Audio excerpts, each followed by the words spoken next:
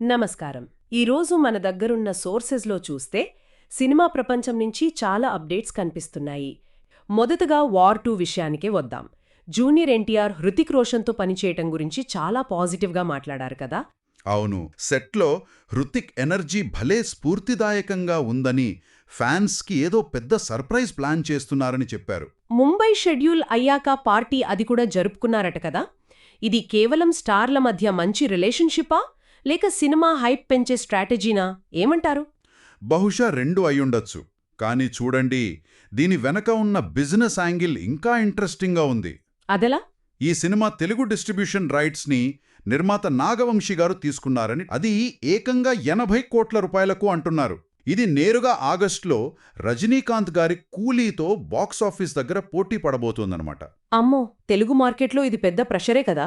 మరీ ముఖ్యంగా కూలీలాంటి మరో పెద్ద సినిమాతో క్లాష్ అవుతున్నప్పుడు డిస్ట్రిబ్యూటర్లకు ఇది రిస్క్ అనిపించదా? ఖచ్చితంగా రిస్కే, ఇందులో డౌటే లేదు.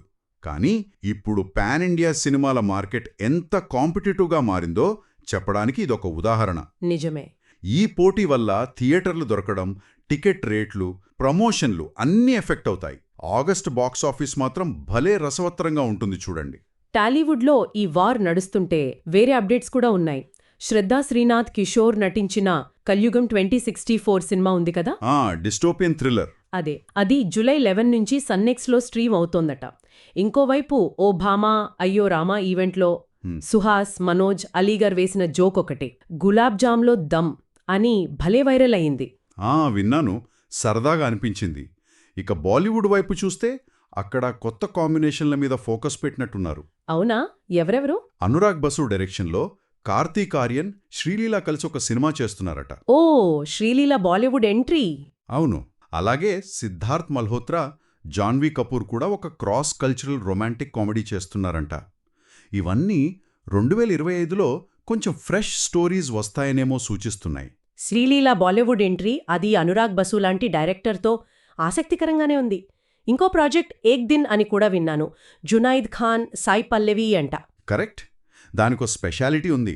17 ఏళ్ల తర్వాత అమీర్ ఖాన్, మన్సూర్ ఖాన్ కలిసి ప్రొడ్యూస్ చేస్తున్నారు. ఓ, అది నిజంగా విశేషమే. మరి ఈ కొత్త జంటలు కేవలం స్టార్ అప్పీల్ కోసమేలా లేక కథల్లో కూడా ఏదైనా కొత్తదనం ఆశించొచ్చా? ఏమో, కొత్త తరం ఆడియన్స్ని అట్రాక్ట్ చేసే ప్రయత్నం కావచ్చు. సాయి పల్లవి లాంటి నటి బాలీవుడ్కి వెళ్తోందంటే అది ఖచ్చితంగా కంటెంట్ ఓరియంటెడ్ సినిమాలకు మంచి సైన్ అనే చెప్పాలి. అమీర్ ఖాన్ ప్రొడక్షన్ కూడా. అవును, ఆయన ప్రొడక్షన్ నుంచి వస్తోంది కాబట్టి కథ మీద నమ్మకం పెట్టుకోవచ్చు. ఈ కాంబినేషన్లు 2025 సినిమా సీన్ని కొంతైనా మారుస్తాయేమో చూడాలి. కథల గురించి మాట్లాడుతున్నాం కాబట్టి కోలీవుడ్లో కంటెంట్ కన్నా దాని చుట్టూ ఉన్న చర్చలే ఎక్కువ వినిపిస్తున్నట్టున్నాయి ఈ మధ్య. ముఖ్యంగా ఈ పెయిడ్ రివ్యూల ఇష్యూ ఏంటి? మేయళగన్ డైరెక్టర్ ప్రేమ్ కుమార్ గారు చాలా ఘాటుగా రియాక్ట్ అయ్యారట కదా. అవునండి, ఆయన ఈ పెయిడ్ రివ్యూవర్స్ని చాలా అనాగరికం అని కామెంట్ చేశారు. ఇలాంటి ఫేక్ రివ్యూల వల్ల ఫస్ట్ వీక్ కలెక్షన్లు దెబ్బతింటున్నాయని, ఇది ఇండస్ట్రీ క్రెడిబిలిటీని పాడు చేస్తోందని ఆయన ఆవేదన వ్యక్తం చేశారు. యాక్షన్ తీసుకోవాలని ఇండస్ట్రీని కోరారు. ఇది చాలా కాలంగా ఉన్న సమస్యలేండి, కానీ ఇప్పుడు కొంచెం ఓపెన్గా డిస్కషన్కి వస్తోంది. ఇది నిజంగా సీరియస్ విషయమే.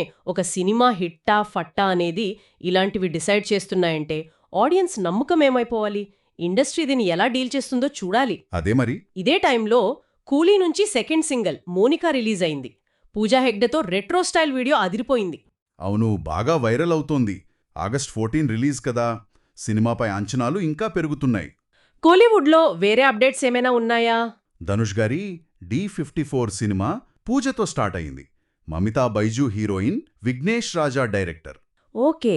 అలాగే శశికుమార్ నటించిన ఫ్రీడమ్ అనే సినిమా ఈరోజే రిలీజ్ అయింది. యాక్టింగ్కి మంచి మార్కులే పడుతున్నాయి, కానీ సినిమా పేస్ కొంచెం స్లోగా ఉందనే టాక్ వినిపిస్తోంది. మిక్స్డ్ రెస్పాన్స్ అనమాట. ఇక ఫైనల్గా హాలీవుడ్ వైపు చూస్తే డిజ్నీ ప్లస్లో జులైలో ఐరన్ హార్ట్ ఫినాలే వస్తోంది. అలాగే జాంబీస్ 4 కూడా ఉంది జూలై 11న. థియేటర్లలో కూడా పెద్ద రిలీజులున్నాయి. సూపర్ మ్యాన్, జేమ్స్ గన్ డైరెక్షన్లో వస్తున్న సినిమా, అది జూలై 11న. ఆ తర్వాత ఫెంటాస్టిక్ 4 ఫస్ట్ స్టెప్స్ జూలై 25న. ఇవి గ్లోబల్ బాక్సాఫీస్ని షేక్ చేసే సినిమాలే కదా. ఖచ్చితంగా ఈ పెద్ద ఫ్రాంచైజీ సినిమాలు ప్రపంచవ్యాప్తంగా ఎక్కువ స్క్రీన్లు తీసుకుంటాయి. ఆడియన్స్ అటెన్షన్ కూడా అటే ఉంటుంది. ఇది వేరే భాషా సినిమాల రిలీజ్ల మీద కూడా కొంచెం ప్రభావం చూపుతుంది.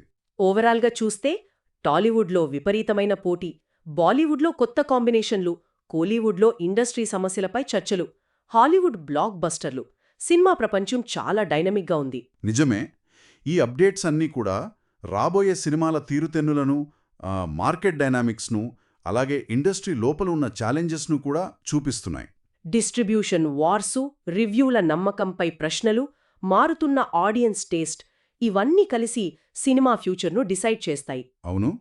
మరి ఇలాంటి పోటీ పెరిగిపోయి రివ్యూల మీద నమ్మకం తగ్గుతున్న టైంలో కేవలం బాక్సాఫీస్ నంబర్లే కాకుండా ఒక సినిమా నిజమైన విజయాన్ని అసలు ఏది డిఫైన్ చేస్తుంది? ఇది ఆలోచించాల్సిన ప్రశ్న కదా. కరెక్ట్. దీనికి సమాధానం అంత ఈజీ కాదు మరి.